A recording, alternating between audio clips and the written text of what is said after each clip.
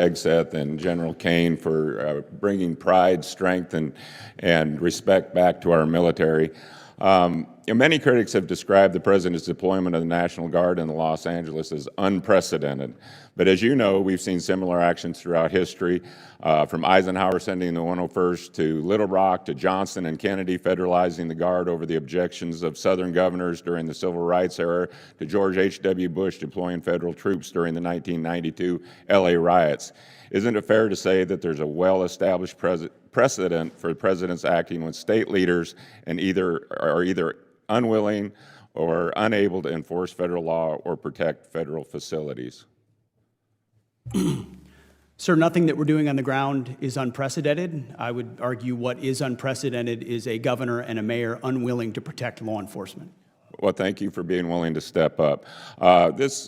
Considering we're going to shift gears here to the nuclear-armed sea-launched cruise missile program. I just wanted to touch base on that other subject because I think that's ridiculous that the criticisms that we're hearing in the media. But with Putin talking freely about using low-yield or tactical nuclear weapons, I think it's important we discuss the SLCM-N program for a minute. As you know, restoring SLCM-N capability to the Navy was recommended in President Trump's 2018 nuclear posture review. The Biden administration proposed to cancel this program, but based on consistent testimony from our senior military leaders that this system was necessary to address deterrence gaps, Congress continued to fund it, and in the FY24 Defense Authorization Bill required the Department to create a dedicated program of record for its development. What is your view of the SLCM-N program and the broader issue of modernizing our nuclear forces to ensure we have nuclear deterrent that meets the evolving threats we're seeing? Well, so your characterization is correct. I want to thank Congress for keeping SLCM-N effectively alive under the previous administration because we think it's a critical capability. And you'll see in the FY26 budget, we fund it at over 1,000% increase. So we completely recognize the need for that capability.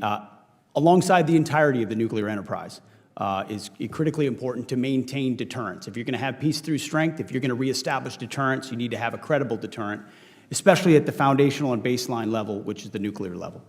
And General Caine, STRATCOM commanders and your Vice Chief Admiral Grady have testified about the importance from a military perspective of being able to provide the President with an additional response option and how SLCM can strengthen deterrence by providing a non-strategic response option that is not air delivered. Do you share that view? I do. Thank you. And General Caine, your testimony warns that the PLA's exercises around Taiwan are not just pressure campaigns, but rehearsal for force unification. Throughout my visits to our regional partners in the Indo-PACOM region over the last few years, you can feel that there has been a rising tide of recognition that China is a threat on their doorstep and ours. As the United States and the world has awoken to the increasingly adversarial actions of China, can you expand upon how the DoD is right-sizing our force structure to prepare for a conflict in the Pacific should our adversaries continue to escalate tensions in the region? And what are we doing now, not years from now, to ensure we can stop that move if it comes? Yes, sir. Well, first, I share your, I share your views and those of Admiral Paparo related to what certainly appears like increasing rehearsals by the PLA in and around the Pacific. The administration and the Secretary in particular, through our interim National Defense Guidance and Strategy, which I won't get into in this forum, but is clear around the need for the department to focus on the Pacific and to scale our combat capability with systems, capabilities, and effects that would prevent Xi from advancing his narrative and create, frankly, multiple simultaneous dilemmas in their decision-making. And so we continue to work diligently on that through the services, as you talked about, and it's something that I'm keenly focused on with my global integrator role. Okay, thank you. And I think Secretary Hegseth, you covered that pretty thoroughly in your opening statement. So I'm out of time, and I yield back.